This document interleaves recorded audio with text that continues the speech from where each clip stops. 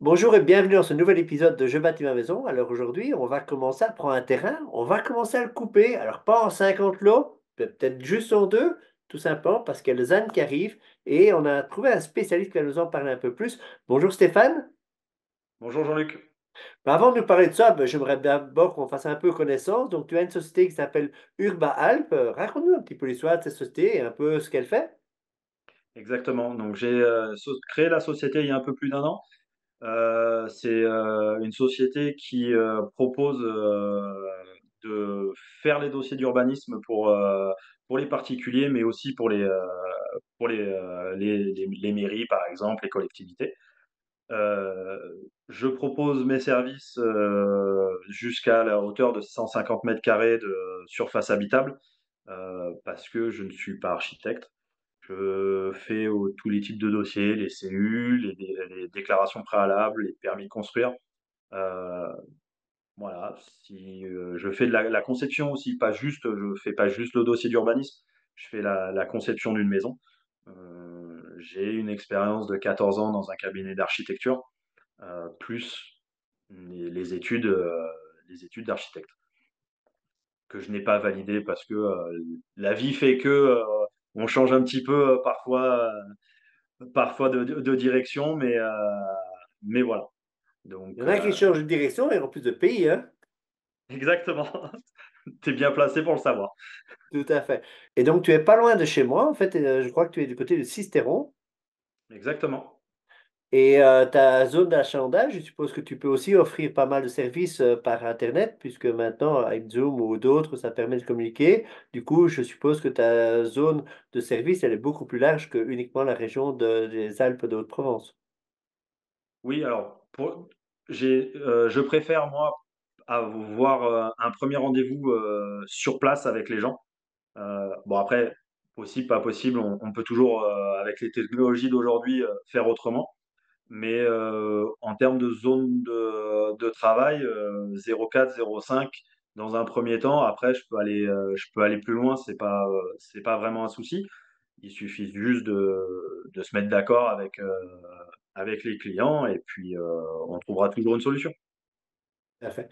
Donc, on a un truc génial qui est en train d'arriver maintenant. Alors, évidemment, on suppose que ça va être un peu retardé dans le temps, mais en tout cas, l'objectif, il est cadré. Il y a un truc qu'on appelait le ZAN, mais j'entends beaucoup parler de ça. Est-ce que tu pourrais nous expliquer un peu plus? Parce que déjà, pour les gens qui nous suivent, ZAN, à part Zoro, mais sinon, ils connaissent pas trop. Pour la faire assez courte, c'est le ZAN, c'est en gros, la zéro artificialisation des sols.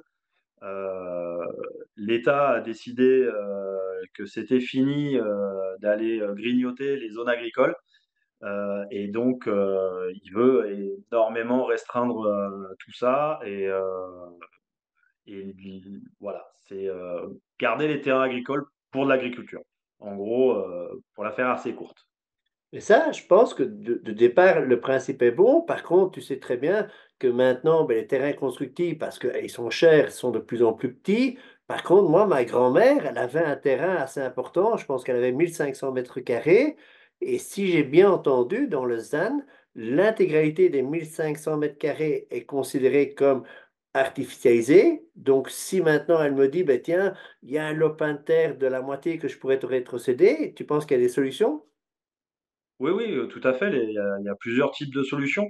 Euh, la division toute simple, en fait, il y a deux types de division possibles. Soit la division pour de la donation, et donc là, il faut voir un géomètre, un notaire. Euh, et si par contre, si c'est en vue de construire, un dossier d'urbanisme est nécessaire. Donc, le dossier d'urbanisme nécessaire pour faire une division en vue de construire, c'est une déclaration préalable, euh, dans certaines conditions, évidemment, parce que il faut qu'il n'y ait pas d'équipement commun. S'il y a un équipement commun, on bascule sur un permis d'aménager. J'entends par équipement commun une voirie pour desservir plusieurs lots. ou aussi, mais c'est ça qui parfois les gens ne comprennent pas, c'est les réseaux. Donc si vous avez les mêmes réseaux qui desservent les deux terrains, et je parle des réseaux, pas les réseaux les collecteurs, les réseaux de la mairie, je parle bien des réseaux internes au terrain. Il faut qu'il y ait deux branchements totalement différents qui ne passent pas par le même tuyau, etc., etc.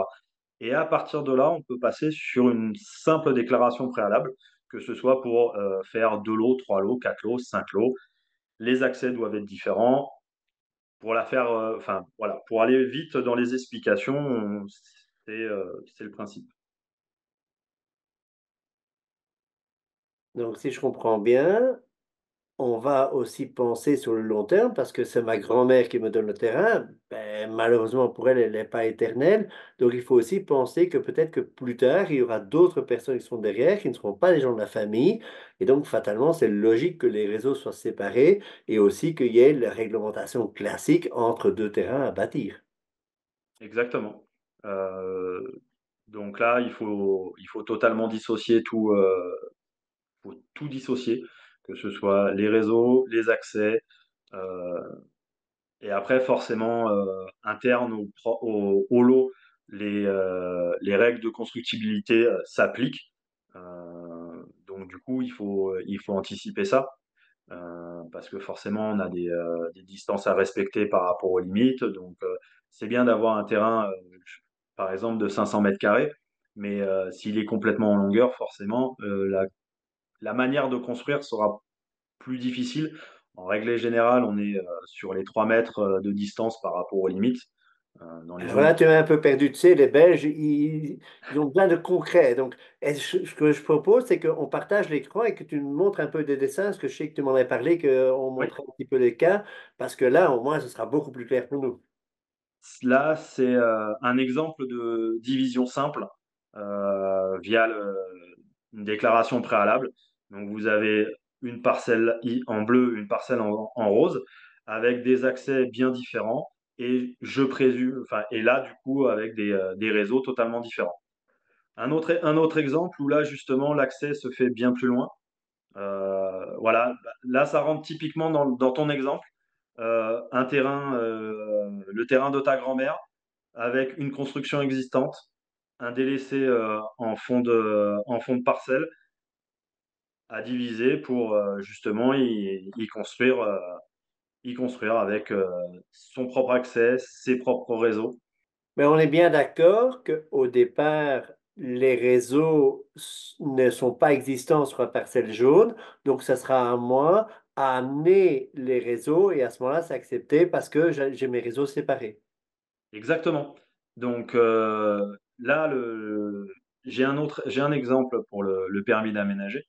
Là, effectivement, du coup, ça voudra dire forcément que les réseaux passent au niveau de l'accès ici, Tout à en fait. bas, là, en bas de la parcelle.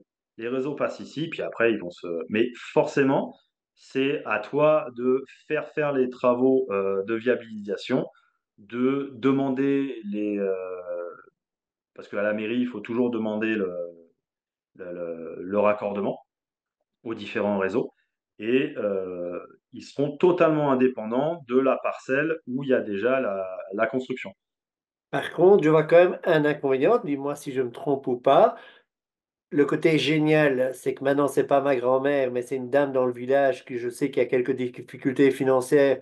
Donc, le fait de pouvoir valoriser son terrain de fond va être un bon plan. Et moi, je vais le payer un peu moins cher. Effectivement, ça va me coûter un peu d'argent d'amener les réseaux, mais ça fait partie du jeu avec le prix d'achat que j'aurais de ridicule.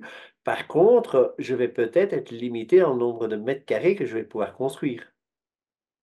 Alors, oui, mais en général, dans les règlements, dans les PLU, aujourd'hui, sauf cas particulier, hein, mais en règle générale, on est à 40, on peut construire 40% d'emprise au sol du terrain. Génial. En général, ça peut être un peu plus, ça peut être un peu moins, mais en moyenne, on est à peu près à 40%. Donc là, sur cet exemple-là, on est à 792 mètres carrés de terrain. Donc pour aller à 40%, on a quand même énormément de marge. avant de pouvoir, Et ça, avant on le d'être sait limité. simplement en contactant la mairie En contactant la mairie ou en me demandant à moi aussi, évidemment, parce que ça fait partie, de tes missions. de mes missions de là, mon rôle de conseil. En fait, c'est dans le règlement du PLU, donc qui est accessible à tout le monde, soit via le site de la mairie, soit via le site, le géoportail de l'urbanisme. Euh, les PLU sont consultables par tous. Aucune mairie ne peut interdire de donner, transmettre le règlement. Donc voilà. Super. Je Après, fais juste un parallèle avec une autre émission que j'ai fait il n'y a pas longtemps, justement sur une petite application qui permet d'avoir tout le groupement de ces informations en une seconde et qui permet surtout de faciliter les choses et peut-être déjà de repérer des terrains de gens qui n'avaient peut-être pas l'idée de rentabiliser ce terrain de fond et justement d'aller chercher les terrains qui ne sont pas encore en vente et donc fatalement beaucoup moins chers. oui, oui, évidemment, mais bien sûr. Ça, après, c'est sûr il y a la nécessité et il y a l'offre et la demande. Après, Tout à fait. Mais en tout cas, ce qui est bien, c'est que c'est faisable. Donc ça, c'est déjà une oui. excellente nouvelle. Par Après, contre, évidemment, c'est faisable en fonction du règlement. Euh, je sais que dans certaines zones, en fait, certains découpages de zones, euh, il n'y ait pas forcément la parcelle entière qui est dans la zone constructible du PLU. Donc ça, c'est quelque chose auquel il faut faire attention. sûr. Évidemment, ça fait partie aussi de mon rôle, mais, euh, mais voilà, sur le principe, n'importe quelle parcelle peut être divisée, euh, potentiellement en vue de construire ou pas, ça dépend après du règlement à voir. Et, mais voilà. Par contre, je reviens toujours à ma grand-mère, elle est vraiment gentille, elle me donne son terrain, mais je suppose que je vais être limité parce que peut-être que dans 5, 10, 15 ans, les réglementations vont changer, donc j'ai peut-être intérêt à ce que quand elle me le donne, que je construise relativement vite, ou bien est-ce que j'ai quand même du temps un peu devant moi? Alors, quand on fait une division, et je parle de division, une division en vue de construire, donc que ce soit par une DP de division, soit une déclaration préalable de division, soit par un permis d'aménager. Il faut savoir que le règlement d'urbanisme est gelé pendant 5 ans. Pendant 5 ans, c'est les droits à construire, le règlement aujourd'hui, au moment de la décision qui s'applique. Donc, si jamais le règlement évolue, change au bout de 2 ans, ce sera toujours les règles d'il y a 2 ans, au moment de la décision qui s'applique. Par contre, entre 5 et 10 ans, les deux règlements s'appliquent et on prend toujours la règle la plus restrictive. Donc, pour prendre un exemple, si le règlement aujourd'hui autorise la construction à 3 mètres des limites et que nous sommes à 6 ans de l'autorisation de division et que le nouveau règlement impose 4 mètres, il faudra appliquer les 4 mètres Ok. et pas les 3 mètres. Voilà. Mais on ne risque pas d'avoir l'anéantissement complet en disant vous ne pourrez plus construire. Entre 5 et 10 ans, si, il y a le risque. Si jamais, parce que les règlements évoluent et les zones constructibles évoluent aussi. L'État a toujours tendance à vouloir réduire les zones constructibles et pas en donner, malheureusement. Enfin, ça se comprend aussi, mais d'une certaine manière, c'est un petit peu dommage. Donc, si demain, cette parcelle, la jaune, passe en zone, par exemple, agricole, elle ne sera, sur le principe, ce ne sera plus possible parce que on prend toujours la règle la plus restrictive. Donc, Tout à fait. en zone U, là, par exemple, on serait en zone UB, pour exemple. En zone UB, on peut construire. En zone agricole, il faut que ce soit lié et nécessaire à l'activité agricole.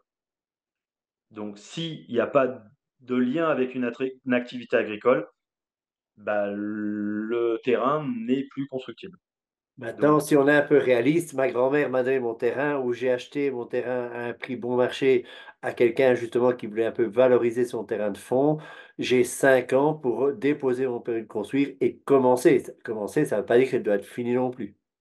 alors, non, on a 5 ans pour obtenir l'autorisation. D'accord? Donc, il faut savoir, Donc obtenir, c'est-à-dire que, on va dire par exemple, la fin des 5 ans arrive le 28, donc demain.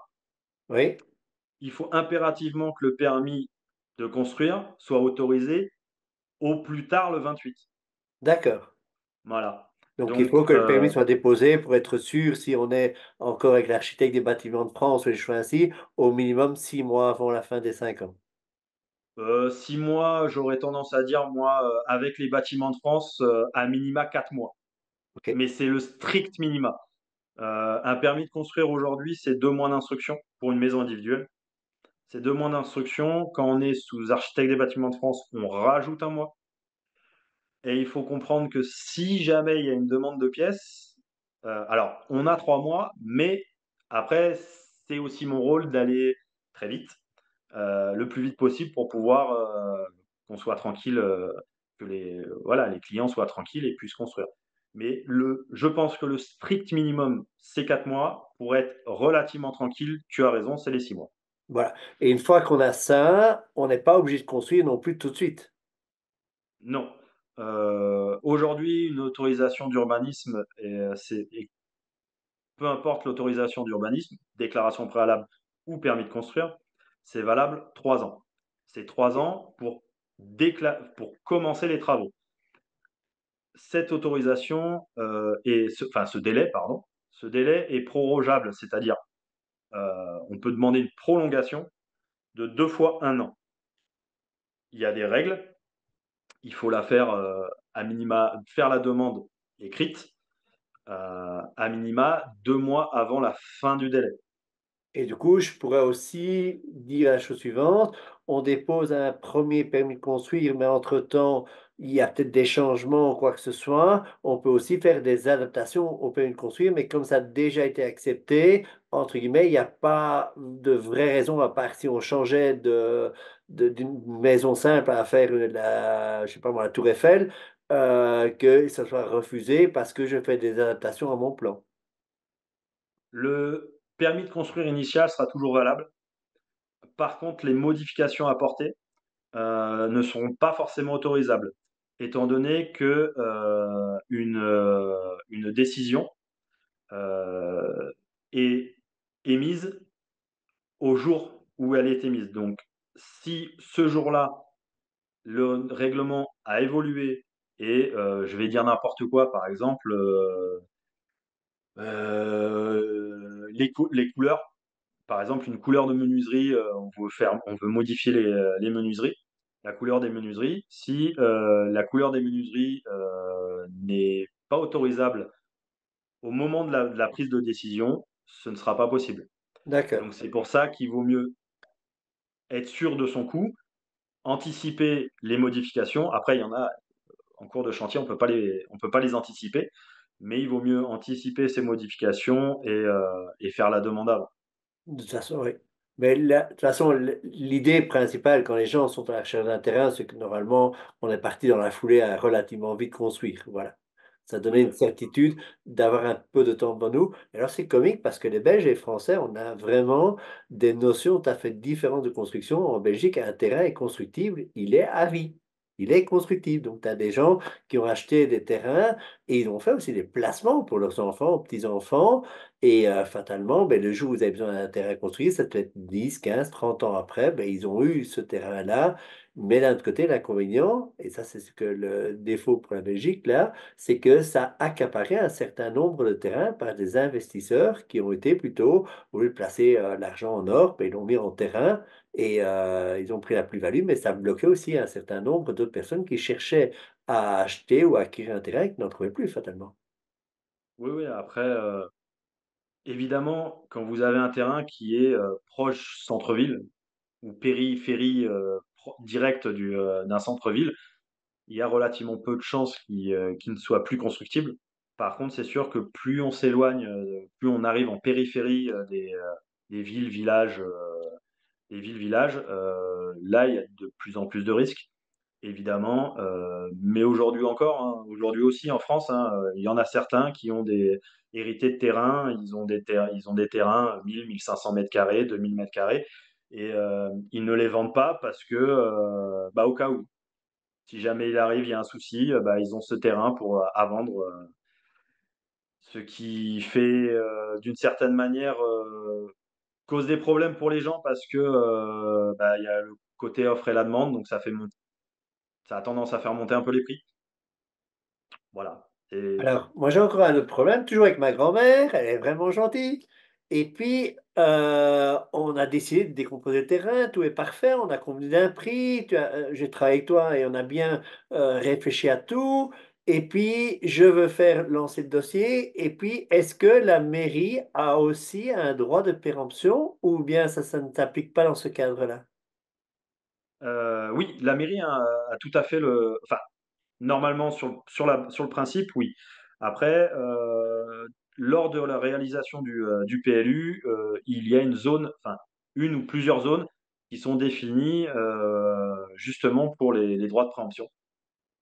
Donc le droit de préemption, c'est, en priorité, la mairie qui sera, potentiellement acheteuse Oui, et mais là, ma grand-mère, elle fait un bon terrain à moi, mais pas la mairie quand même.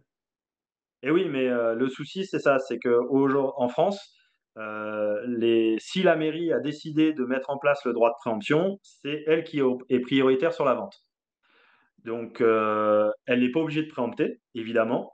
C'est, pas souvent le cas parce que, il faut aussi que la mairie ait les finances et l'idée aussi de vouloir faire quelque chose. C'est pareil, hein, si c'est acheter pour acheter, je vois pas vraiment l'intérêt et en général, les mairies, les terrains, ils les achètent, c'est pour faire des opérations, des grosses opérations de plusieurs lots. Donc, des Donc petites là, opérations au-delà de fond de jardin, il y a peu de chances qu'ils soient intéressés alors.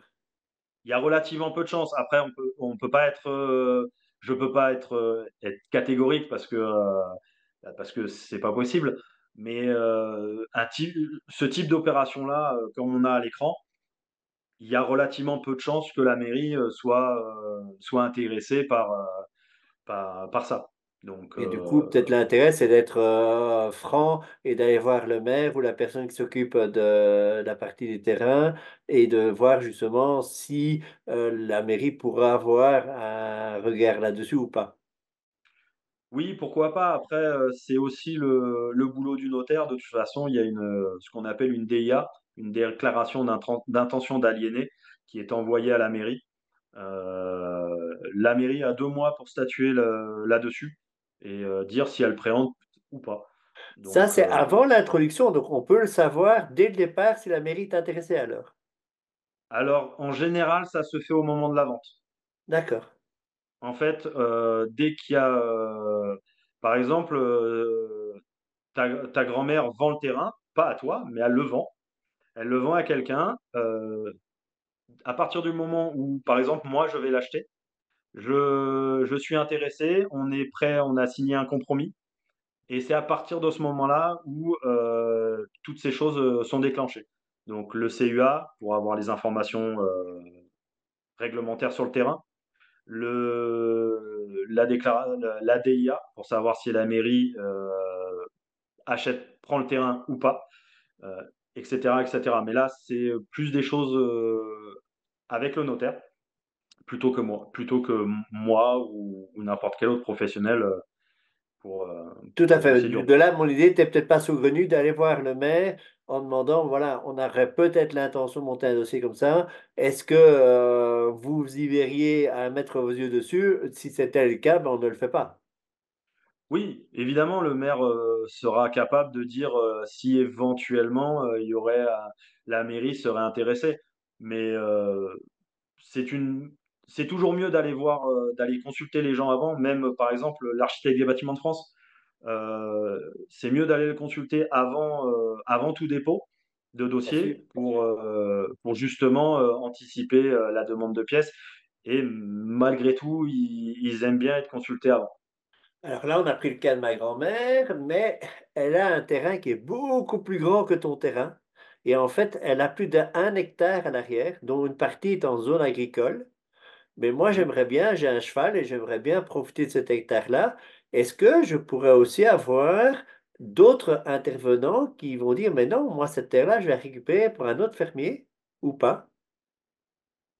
c ça, c'est après, pour la vente, oui, il y a la SAFER qui, en zone agricole, c'est eux qui décident des ventes, heu, enfin, entre guillemets. La SAFER, propose les terres agricoles qui sont en vente, par en particulier aux agriculteurs pour justement que ça reste, et que ce soit exploité, ce qui est, relativement logique.